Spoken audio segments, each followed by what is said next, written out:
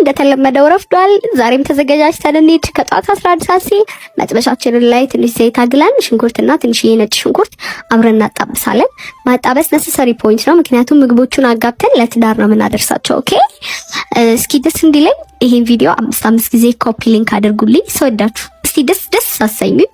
ዛሬ ከዓለም ሽሮ የትግራይ ምጥን ሽሮ ተልኮልኛል። ከትግራይ ድረስ ነው የሚመጣው። ስልኳን ያው እዚህ ጋር ከስር አስቀምጬላችኋለሁ። አካውንቷንም ከስር ሜንሽን አድርጌያለሁ። ዓለም ሽሮ ሰሚት 20 ሜትር ስትገኛለች። ከፈለጋችሁም ቤታችሁ ድረስ ዴሊቨሪ ያላት ከች ታደርግላችኋለች።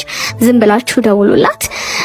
ከዛ ሽሮዬን በጎድጓዳ እቃ ውስጥ ትንሽዬ ውሃ አድርጌ ብጥብጥ አደረኩት ማለት ነው። መበጥበጥ ነሰሰሪ ፖይንት ነው። ኦኬ በጥብጡት። ከዛ እንደዚህ አሳየው ላላየው አድርገን እንበጠብጣለን። በጣም መቅጠንም የለበትም፣ ከዛ ደግሞ በጣም መወፈርም የለበትም። መካከለኛ አድርጋችሁ እንደዚህ በጥብጡት። 11 ሰዓት ከ7 ሲል የጠበስነው ሽንኩርት እና ነጭ ሽንኩርት ላይ የበጠበጥነው ሽሮ እናደርጋለን። ይሄኛው ሶስተኛው የሽሮ አሰራሪ ነው። ሁለቱም ከዚህ በፊት ፖስት አድርጌላችኋለሁ። ይሄኛው በጣም ስትቸኩሉ ሽሮን አብራችሁ መጀመሪያ ከሽንኩርቱና ከዘይቱ ጋር ስለምትጠብሱት ከዛ በኋላ ሙቅ ውሃ ስለምታደርጉበት በጣም ረጅም ሰዓት ማንተክተክና ማብሰል አይጠበቅባችሁም። ስለዚህ ፈጣን ነው ማለት ነው። እንደዚህ በጠበሳችሁት ቁጥር እየወፈረ ይሄዳል ማለት ነው። ሽታው ልነግራችሁ አልችልም። ቤቴን እውድ አደረገው። ዓለም እጅሽ ይባረክ።